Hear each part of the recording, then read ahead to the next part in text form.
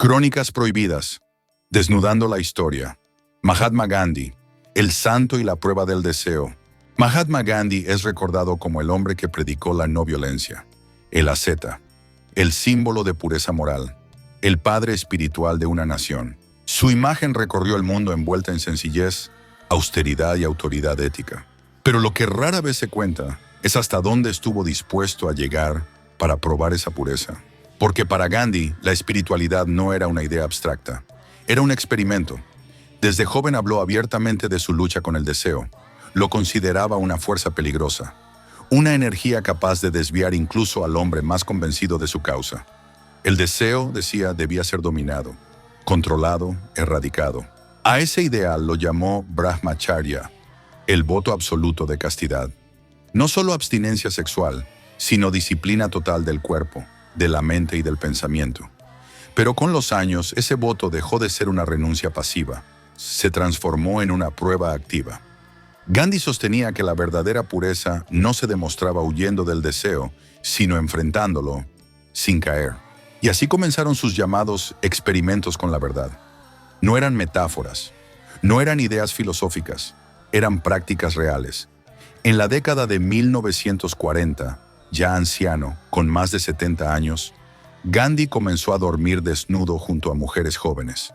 No en secreto, no como un rumor, sino como una práctica que él mismo describió en cartas, diarios y testimonios directos. Entre ellas estaba Manu Gandhi, su sobrina nieta, quien vivía con él, lo asistía en su vida cotidiana y dormía a su lado. Dormían juntos, desnudos, en la misma cama. Gandhi afirmaba que no existía contacto sexual, que no había intención carnal, que el objetivo era comprobar si su mente y su cuerpo habían trascendido por completo el deseo. Para Gandhi, si no había excitación, había victoria espiritual. Pero incluso dentro de su círculo más cercano, las dudas comenzaron a surgir. Algunos discípulos se marcharon, otros expresaron incomodidad, algunos lo defendieron con fervor, otros eligieron el silencio. La práctica generó tensión, confusión y ruptura. Gandhi nunca negó los hechos, nunca intentó ocultarlos, los explicó, los defendió, los justificó. Sostenía que el experimento no era para las mujeres, sino para él, que ellas participaban voluntariamente, que el sacrificio compartido era parte del camino espiritual. Para sus seguidores más fieles, aquello era un acto extremo de disciplina y coherencia. Para sus críticos, una contradicción profunda entre el ideal público y la práctica privada.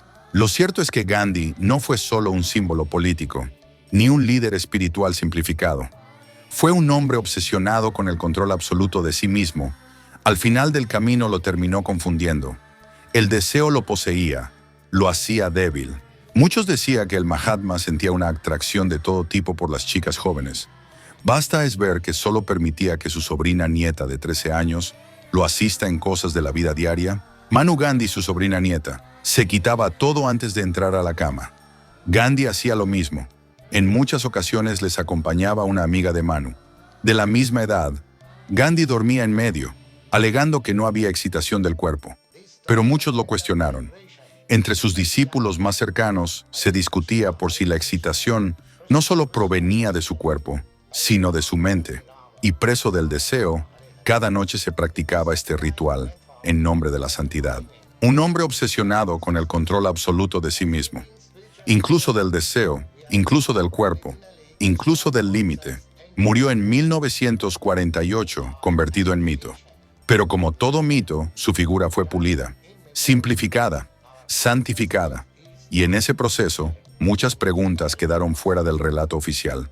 Porque entender a Gandhi no es destruir su legado, es mirarlo completo.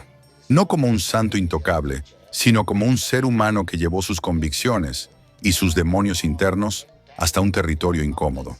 Un territorio donde la fe, el poder moral y el deseo cruzan límites, y se cruzan rayas que dentro de las religiones, o al menos eso se predica, deberían ser consideradas mínimo como inmorales. Y es ahí, en esa tensión, donde la historia deja de ser cómoda y empieza a ser real. Si llegaste hasta aquí, dale like y suscríbete.